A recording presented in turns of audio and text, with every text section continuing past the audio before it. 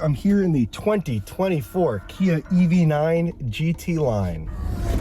First of all, very fast. We got 369 horsepower, about 515 pound-feet of torque, in a truck that weighs 10 or 11,000 tons.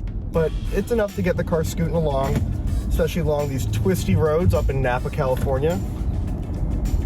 The car may weigh a lot and is many feet and yards long, but it gets around a corner pretty good. I mean, not anything insane, but for what it is, it drives real nice.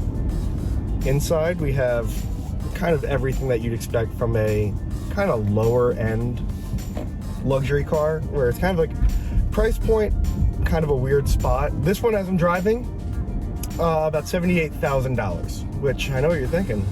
It's a lot of money for a Kia, but it's a lot of car. You get a lot of stuff for your money.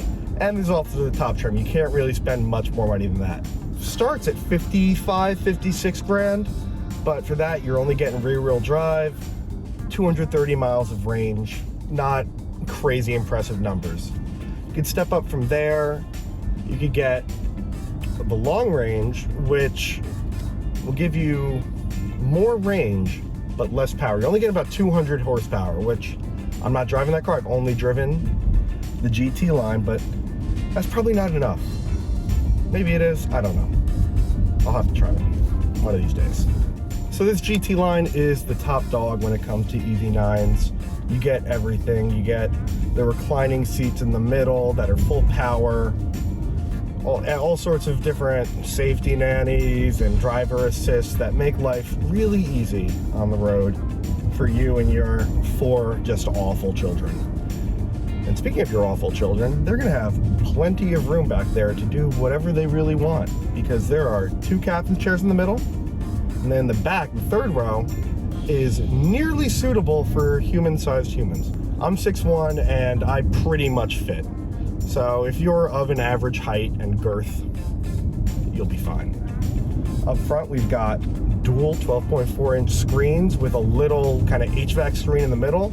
My issue with that is you can't really see it based on the fact that the steering wheel's in the way. So you kind of got to crane your neck around to look at it. It's a nitpick, but what are you gonna do? Styling-wise, it looks a lot like a traditional SUV of, you know, days gone by.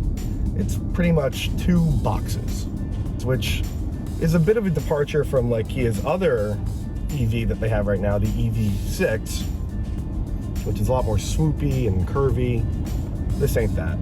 So folks, that is a quick look at the Kia EV9. Very expensive, 78 grand, which is a lot more than some people might be willing to pay for a Kia.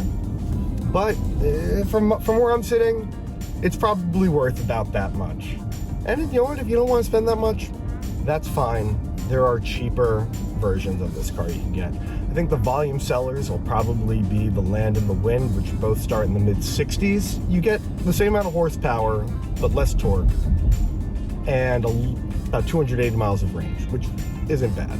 Obviously, I'm not going to put that to the test today. I've only got a couple hours with the car, but I'm averaging about 2.5 to 3 miles per kilowatt hour, which is it's fairly efficient, especially for a car that is this massive and can carry this many people. Thank you for watching.